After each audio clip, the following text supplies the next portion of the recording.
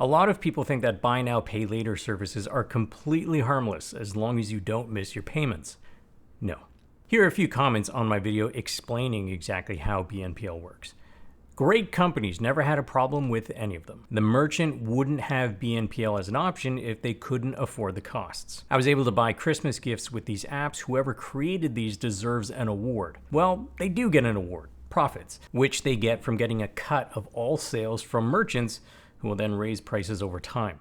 Now, while I agree that there are some use cases where buy now, pay later services can be helpful, for example, for some people, it might be a form of budgeting that works for them, or they could be used for true emergency purchases when you have no other means of making a purchase, and they can help those who have thin credit files and lack the credit history that is preventing them from buying essential items. That being said, let's see if buy now, pay later is harmless if you don't miss payments. And let's also talk about what happens when you have a dispute with a merchant or just simply need to make a return. The more people use buy now, pay later services, the more we are finding things not to like. Hey everyone, my name is Preet, and this channel is for anyone who wants to learn more about personal finance, investing, and the world of money around us. As a quick recap of how buy now, pay later works, basically, when you are shopping online, you'll see an offer at checkout where instead of paying full price for something up front, you'll have the option of paying that in 4 equal installments with no interest. This sounds great because you pay the same amount overall, and it gives you maybe more flexibility with your cash flow to spread out the purchase over time. Side note, some people have suggested that spreading out the purchase price gives them the ability to invest the difference in the meantime. That's a stretch. You pay 25% up front, and then the rest of the payments are due within the next 6 weeks. If you're putting money into any investment that has the chance to make a lot of money in the next 6 weeks, you could also lose money. So if you put it into a higher interest savings account, which pays close to nothing these days, you're looking at maybe a nickel. So that argument, I would say, is invalid. So who pays for you getting a 0% interest loan? For the full breakdown, you can watch my video explaining how that works in more detail. But basically, if you wanted to buy something that was priced at $100 and you were offered the option of paying for it in 4 equal installments of $25, if you use a buy now, pay later offer like Afterpay, Klarna, or whatever, then you now owe the buy now, pay later company those payments. From the buy now, pay later company's perspective, the reason they would agree to do this is because they are buying those payments that total $100 for maybe only $94. So they give the merchant $94 up front, and the buy now, pay later company expects to collect $100 from you over 6 weeks. And from your perspective, it feels like there's no difference. Something that was $100 costs you $100. From the merchant's perspective, they incurred a higher cost to accept payment. It might cost them 0.5% to accept debit, maybe 2.5% on average to accept a credit card, but maybe 6% to accept buy now, pay later financing. So the merchant takes in less revenue for the items sold, and the buy now, pay later company effectively takes that part of the revenue instead. We'll ignore later missed payments by consumers, as I already covered that in the other video. But basically, that can lead to much higher costs for consumers in the form of late fees and penalties that can be very high. And I think everyone gets that. And if that's new to you, make sure to check out that video before you think about using buy now, pay later offers. Even if you never missed your buy now, pay later payments, since these services increase costs to merchants, those increased costs eventually get passed through to the consumer in the form of higher prices over time. So let's address the comment that merchants wouldn't offer this if they couldn't afford the costs. Certainly, a merchant will try new things in order to increase sales, and especially when other merchants make BNPL available, and as more and more people come to expect it, you might be at a disadvantage as a retailer if you don't offer it. We have seen that BNPL increases sales volumes, but that doesn't always translate to higher profits. Retailers' margins are squeezed. According to a report from Juniper Research, buy now, pay later options might be used for just under $1 trillion of online purchases globally by 2026, which is just 4 years from now. Using a fairly standard 6% cost, this would translate to $60 billion in revenues to buy now, pay later companies. There are a couple of options for merchants. Some might suck it up, some will increase prices, some might cut costs by either being more reluctant to give raises to existing employees or offering less competitive wages to new employees. cutting benefits, or reducing the quality of goods sold, and so on. Suffice it to say, if you think that the growth in buy now, pay later doesn't matter and doesn't affect anyone if you don't miss your payments, I don't think you're seeing the whole playing field. And this has become such an issue that the Reserve Bank of Australia says that many businesses effectively feel forced to offer this payment option. And these high costs of accepting BNPL is pushing up their cost to the point that the RBA is suggesting that retailers should be allowed to add a surcharge to consumers opting to use buy now, pay later.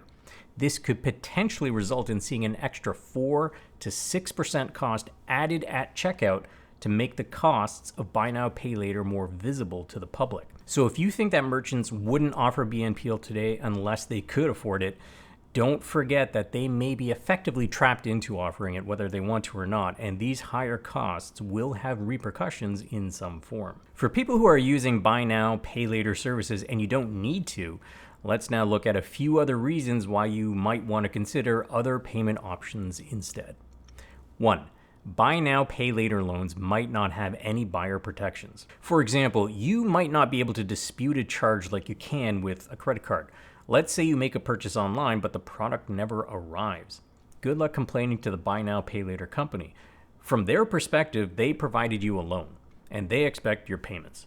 Full stop. They might direct you back to the merchant, and it looks like each merchant and each BNPL provider have different protocols for handling complaints. Consumer protection laws and regulations also may not apply depending on the country that you are in. In the United States, the Fair Credit Billing Act applies to what are called revolving credit accounts, also known as open-end credit, like a credit card, where once it's open, you can use it, pay it down, and reuse the credit available. But BNPL isn't revolving credit. Because they are generally set up as 4 equal payments, they are installment loans and not subject to the same consumer protection regulations. Another feature you'll want to consider is any extended warranty coverage provided with your credit card. Some cards offer an extra year of coverage for purchases over and above standard warranties. The larger the purchase, the more valuable this might be.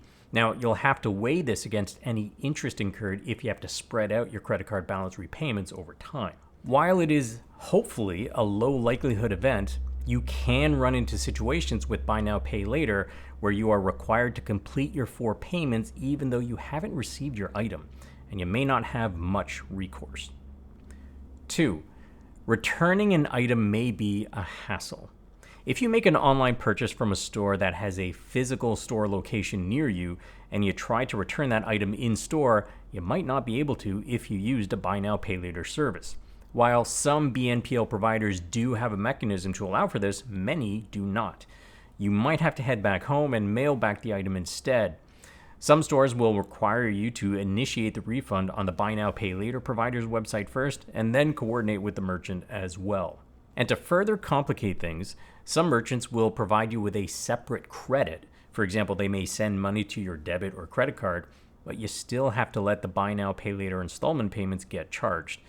And with the increase in try now, pay later, where we buy a bunch of clothes, try them on at home, and send back what we don't like, make sure that if you are using buy now, pay later loans, that the merchant has integrated this into their try now, pay later services so that you only incur a BNPL loan for the items you keep. If you order a bunch of stuff from a merchant that doesn't offer a try now, pay later service as an offering, trying to send back a partial order that is tied to a buy now, pay later loan can be a big hassle. 3. Buy now, pay later may induce you to spend more than you should. A recent survey found that 57% of US users said BNPL caused them to not just spend more, but to spend outside their means. And it's easy to see why. Seeing the smaller payment amount compared to the larger total cost just looks more palatable. Meaningful, thoughtful indulgences and luxuries can be great. We want to enjoy our lives, but thoughtless indulgences, they're just not the same thing. And it's too easy to justify some thoughtless indulgences when consumer psychologists find endless new ways to make it easier to separate us from our money. One person interviewed about their use of BNPL on buying things like a $700 pair of designer boots said, "I can't afford it any other way." And again, putting aside true essentials or emergencies and just looking at indulgences, remember, the price is the same. Let's say you buy something priced at $200 and pay for it in 4 installments over 6 weeks of $50 each. There is, in fact, another way to afford this. Wait 6 weeks before making your purchase. 4. Some people end up juggling multiple buy now, pay later loans concurrently. No one goes in expecting to miss payments, but it could be especially easy to do if you have more than one buy now, pay later loan on the go. One survey found that 36% of American users missed or made late payments on BNPL loans, and we know that in the case of buy now, pay later companies that charge fees and fines, this could end up increasing the cost of the purchase by perhaps up to 25%, in some cases maybe more. But perhaps more shocking are the findings of the Australian Securities and Investments Commission that revealed 1 in 5 BNPL users in Australia had to cut back or skip essential items like food in order to make their BNPL repayments on time. 5. In many countries, successfully making your buy now, pay later payments on time will not increase your credit score. While they might build up your credit rating within that buy now, pay later's ecosystem, meaning they might approve you for higher and higher amounts over time, if you miss payments, these can often be reported to credit bureaus and negatively affect your overall credit rating. Now, that being said, one of the largest credit reporting agencies, Equifax, will start to formalize the inclusion of buy now, pay later repayment behavior into standard credit ratings in the US. And I think you can expect other countries to follow suit over time. If you do make your payments on time, this means that in the future, your credit scores could now also be positively affected too. Overall, the negative impacts on consumers as a whole is leading to a wave of regulatory reforms around the world. Australia, the hotbed of buy now, pay later companies, tried a self-regulatory approach whereby the industry would police itself. This attempt has been described as woefully inadequate in curbing consumer harm. Consultation on regulatory oversight is underway in the UK right now, where buy now, pay later loans are growing rapidly, and the most vulnerable debtors are simply adding more forms of debt and total debt loads. The chief of the Financial Conduct Authority is on record saying the relationship between BNPL and growing financial hardship is clear. My crystal ball is always cloudy, but it looks like there are a few things that we might expect to happen down the road. Credit card companies will start to offer buy now, pay later services of their own, and we already see the groundwork for that. More and more consumers will fall into a cycle of BNPL loans and become more indebted.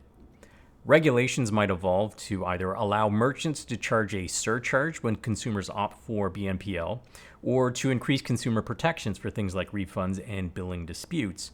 And finally, if we don't see the surcharge options, prices for everyone may go up as more and more people use BNPL, which increases costs for merchants. If you can avoid them, I would. And if you have to use them, make sure you know the risks. Leave a comment and let me know if you love or loathe buy now, pay later loans, and share your experiences, good or bad. And if you like this video, I hope you'll hit that like button and subscribe to my channel to learn more about money and managing your finances. And of course, hit the bell to turn on notifications for when I publish new content, and I will see you in the next video.